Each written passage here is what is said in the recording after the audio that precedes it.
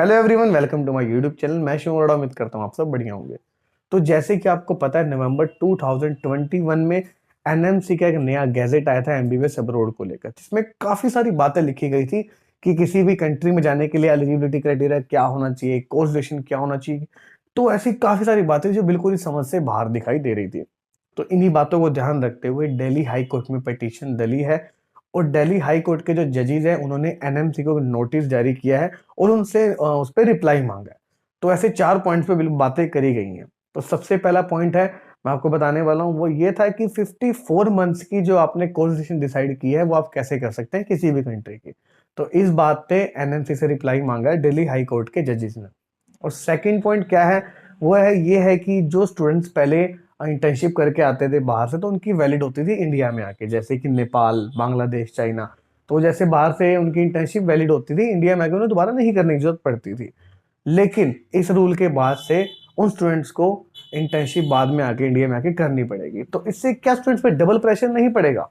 तो इसी बात पे एनएमसी ने रिप्लाई मांगा है।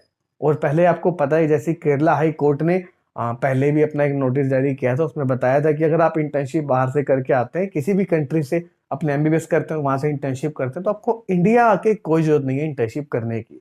लेकिन दिक्कत इसमें ये हो गई कि ये जो नोटिस आया था, ये एनएमसी गैजेट 2021 जब आया था उससे ये पहले आया था, ना कि उसके बाद में। तो इस बात को ध्यान रखते हुए दिल्ली हाई कोर्ट ने जो नोटिस डाला है उसमें इस बात को भी मेंशन किया है। अगला पॉइंट क्या है, वो ये है कि जिस तरह से जो वहाँ के लोकल स्टूडेंट्स होते हैं किसी भी कंट्री के, वहाँ के लोकल लाइसेंसिंग के लिए अप्लाई करते हैं, लोकल एग्जामिनेशन के लिए अप्लाई करते हैं, उसी तरह से इंडियन स्टूडेंट्स को भी वहाँ से एमबीबीएस करने के बाद वहाँ के लोकल इमिग्रेशन में अप्लाई करना होगा, और साथ ही साथ वहाँ पे जो लोकल लाइसेंसिंग एग्जाम होता है वहाँ के लिए भी अप्लाई करना पड़ेगा। तो आप खुद सोचें, तो जितना इमिग्रेशन का खर्चा होगा, एग्जाम का खर्चा आएगा, तो स्टूडेंट्स पे इससे बहुत ज्यादा बर्डन पड़ जाएगा।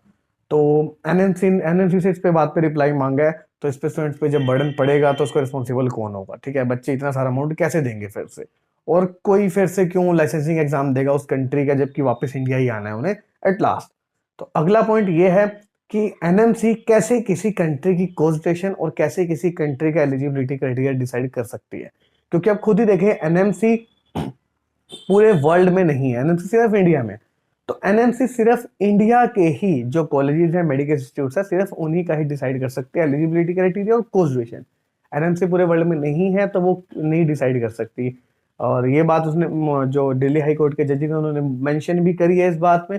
ठीक है, और साथ साथ ये भी कहा है कि आप इस डिसीजन को कैसे आप मानते हैं। तो जितनी भी ये बातें एनएमसी से पूछी गई हैं, उन सब का रिप्लाई 28 फरवरी 2022 तक मांगा गया है। तो इन सब का रिप्लाई 28 फरवरी 2022 तक आ जाएगा। ठीक है, अगर ये फेवर में आता है, ये डिसीजन है जो दिल्ली हाई कोर्ट का स्टूडेंट्स के फेवर में आता है, तो काफी सारे पॉइंट्स पे यहाँ पे फायदा मिलने वाला है। वो क्या है कि जैसे आप देखो, फर्स्ट पॉइंट था 54 मंथ्स की आपको कोर्स ड्यूरेशन होनी चाहिए। तो जैसे कि आपको पता है फिलीपींस की कम मंथ्स की होती है कोर्स ड्यूरेशन। तो इससे स्टूडेंट्स को ये फायदा होगा कि वहाँ की जो एमबीबीएस होगी उनको वैलिड मानी जाएगी। ठीक है, जैसे बीएस प्रोग्राम करने के बाद जो एमडी कोर्स होता है 4 साल का, तो वो भी यहाँ पे वैलिड माना जाएगा। और सेकंड ये था कि जो स्टूडेंट्स की इंटर्नशिप होती है जो वो बाहर से करते हैं, वो भी वैलिड मानी जाएगी इंडिया में आके, उन्हें दोबारा से इंटर्नशिप नहीं करनी पड़ेगी अगर ये स्टूडेंट्स के फेवर में आता है तो। जैसे कि नेपाल है, चाइना है, बांग्लादेश है, फिलीपींस में भी होता था कि वहाँ की इंटर्नशिप वैलिड मानी जाती थी। अगर ये फेवर में आता है तो जो इंटर्नशिप है वैलिड मानी जाएगी, दोबारा से नहीं करने की जरूरत पड़ेगी। और हो सकता है ये और कंट्रीज के लिए भी आ जाए, तो ये देखना पड़ेगा इसमें क्या होता है। अगला पॉइंट ये था कि जिस तरह से वहाँ के स्टूडेंट्स होते हैं जो लोकल होते हैं किसी भी कंट्री के, वैसे अप्लाई करते हैं लोकल असेसिंग एग्जाम के लिए, और इंडियंस को भी करना पड़ेगा। जैसे कि एनएमसी ने कहा है, अगर डिसीजन फेवर में आता है तो स्टूडेंट्स को नहीं करना पड़ेगा वहाँ के लोकल असेसिंग एग्जाम के लिए, और उससे जो फाइनेंशियली बर्डन है वो भी काफी कम होगा स्टूडेंट्स पे। अगला पॉइंट ये था कि किसी भी एलिजिबिलिटी क्राइटेरिया और कोर्स स्टेशन, तो कोई भी स्टूडेंट्स एलिजिबिलिटी क्राइटेरिया से जा सकता है, देखते हुए जो पुराना जो एलिजिबिलिटी क्राइटेरिया था उसके हिसाब से, और कोर्स ड्यूरेशन पे, तो कोर्स ड्यूरेशन पे यहाँ पे आपको काफी सारे राहत देखने को मिल सकती है।